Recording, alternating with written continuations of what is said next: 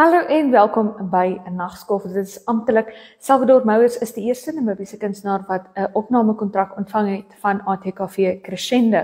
As die naam vir jou bekend klink, dit was 'n talentsoektog wat toe nou later meer in 'n mentorskap program ontaard het, natuurlik onder meer Rihanna Nel, wat een van die wenners van ATKV Crescendo was, en Salvador Mouers het nou 'n opnamekontrak gekry, soos wat ek gesê het, by ATKV Crescendo en sal dan met die Crescendo span werk om nuwe musiek op te neem.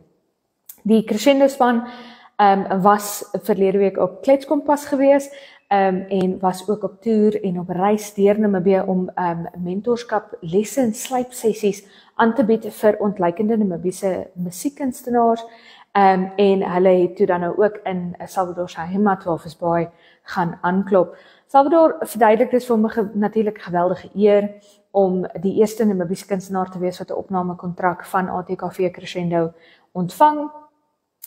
Maar hy sê dis ook 'n verantwoordelikheid wat hy nie ligtelik opneem nie.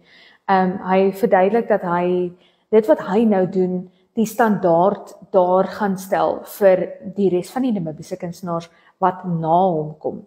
Salvador is vir liefhebbers van musiek en liefhebbers van Namibiese musiek geen vreemdeling nie, 'n NAMA benoemde kunstenaar en 'n baie bekende naam eintlik in Namibiese R&B en hip-hop sirkels. Maar hy sê dit is vir hom half 'n maak of breekpunt, hierdie Crescendo kontrak wat hy nou gekry het.